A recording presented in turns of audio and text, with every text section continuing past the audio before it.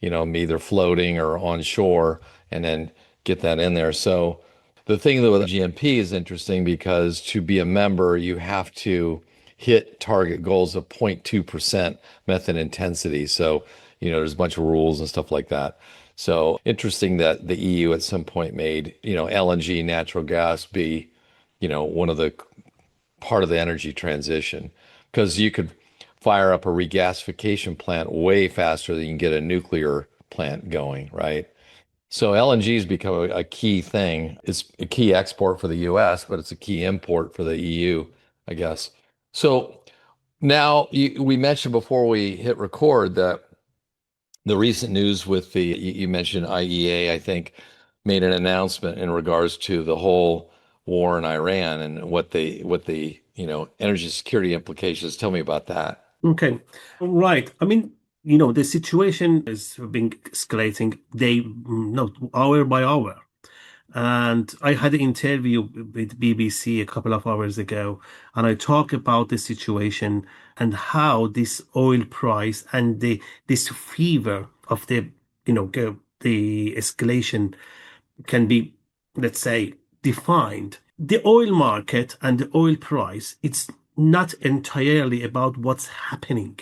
It's about how long this disaster, this chaos would stay, Right. would stand.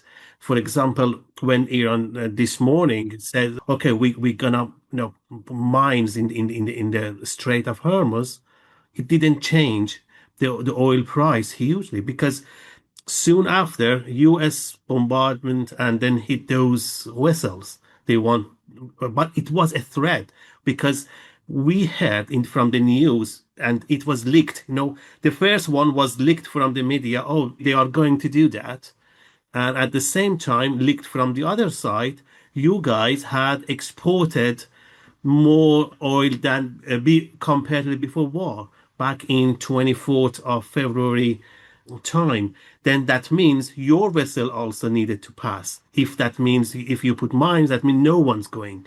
But it as a threat, the market didn't react to that. But when the two tankers wanted to go and it was hit by RGC in that time, then the price spiked up. So we had a $5 per barrel in 1 hour in gone up because that's the situation.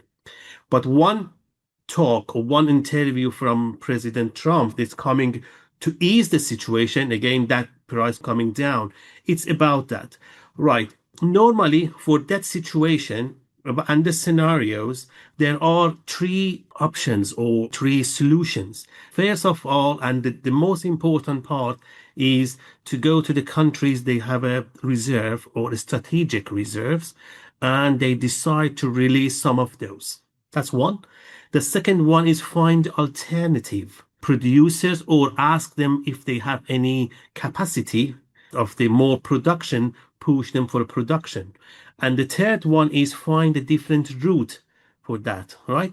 For the third one, different route, Saudi Arabia has got a pipeline. They can export around 2 million barrels per day to the Red Sea zones. Then that's the rerouting that, right? That's the detour. For the second one, which Brazil and in Nigeria or Venezuela and Guyana, those countries they have some capacity about up to 2-3 millions to add to that, right? Right, we are talking about the 20 barrel per day. Then the first option was to releasing reserve. This is why those one is going to be 5 millions barrel per day. Then still market is nervous about another 15 million barrels per day.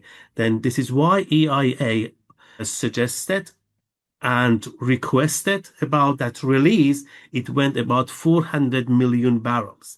400 billion barrels, that means about 20 days to 25 days. Then the market can be saved for 20 days if things happening today not take more than 10 to 12 days conflict as a forecast. This is going to change the situation. The price now, now we are talking for the Brent is 92 and for the WTI is about 87 dollars, something like that, right? This is why IEA ask countries to do it. Who is going to do that? Britain, Great Britain, UK, European Union countries, and Japan. Some of they decided to do this, but at the same time, Japan and United European Union are the importing countries rather than the exporting, Right. right? Yeah. That's the things. Then again, when they're releasing that 400 million, it's not you cannot divide it to 15 million barrels. Say, oh, okay, it can take about 25, 26 days because they need more oil compared to those countries releasing. I mean, compared to that much they are producing and consumption, you check that, then there is some numbers needs to be corrected. This is why I'm saying it's gonna stay for 20 days. The psychology of the market gets calmer, the nerve get calmer.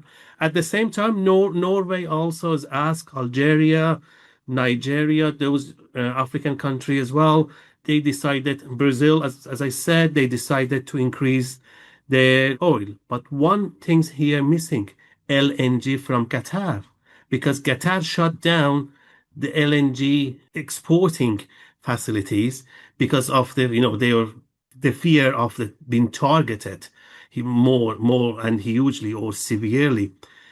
20% of the whole LNG in the world coming from that area, from Qatar only.